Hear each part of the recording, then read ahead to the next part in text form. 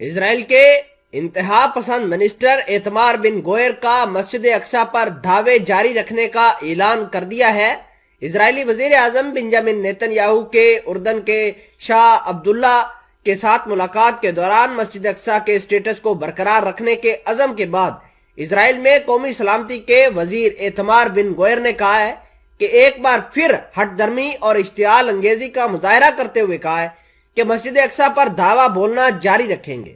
ایتمار بن گوئر نے مزید کہا کہ اسرائیل ایک آزاد ملک ہے اور کسی دوسرے ملک کے متحد نہیں۔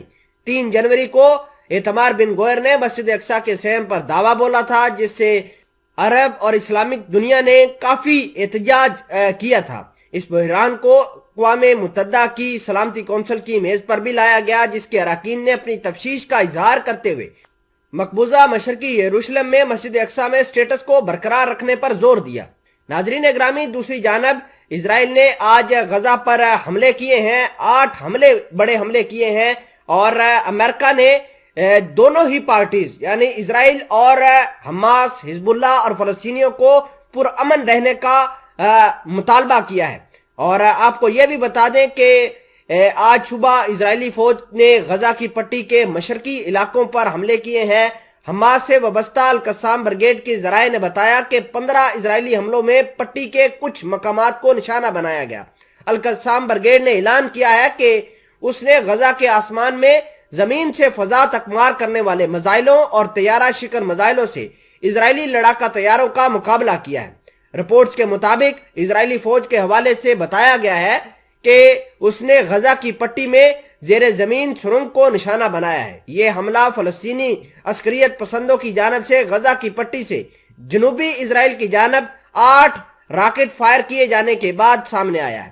فلسطینی ذرائع کے مطابق اسرائیلی میزائل ڈیفنس سسٹم نے ان راکٹوں میں سے 3 کو ناکارہ بنا دیا۔ اس کے بعد غزہ سے راکٹ فائر کیے جانے کے تناظر میں پٹی کے اطراف کی بستیوں میں سائرن بجائے جانے لگے۔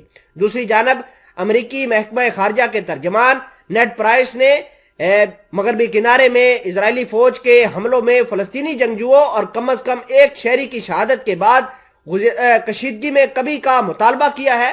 نیڈ پرائس نے کہا ہے کہ ہم تمام فریقوں سے کشیدگی میں کمی کی فوری ضرورت پر زور دیتے ہیں تاکہ شہریوں کی جان کے مزید نقصان کو روکا جا سکے اور مغربی کنارے میں سیکیورٹی کی صورتحال کو بہتر بنانے کے لیے تعاون کیا جائے۔ اسرائیلی فوج نے اس سے قبل اعلان کیا تھا کہ اس نے غزہ کی پٹی سے جنوبی اسرائیل کی طرف داغے گئے 2 میزائلوں کو ناکارہ بنایا ہے۔ غزہ کی پٹی پر اسلامی تحریک مضافت حماس کا کنٹرول ہے اور اس کی جانب سے راکٹ فائر کرنے سے قبل جمعرات کو مغربی کنارے پر اسرائیلی حملوں میں اس سال فلسطینیوں کی سب سے زیادہ شہادتیں ہوئی ہیں۔ اسرائیلی ٹیلی ویژن نے غزہ کے شمال میں واقع شہر اسکلان پر اسرائیلی انٹرسپٹر میزائلوں کا ویڈیو کلپ نشر کیا ہے۔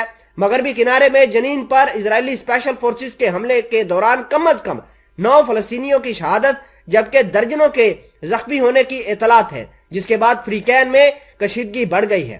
فلسطینی رپورٹس کے مطابق فلسطینی قیادت نے فیصلہ کیا ہے کہ اسرائیلی قابض حکومت کے ساتھ سیکیورٹی کوارڈینیشن اب موجود نہیں ہے۔ یہ بات فلسطینی صدر محمود عباس کی سربراہی میں منعقد ہونے والی ایک کانفرنس کے دوران فلسطین کے مزاحمتی جو گروہ ہے ان کے سربراہ نے کی ہے۔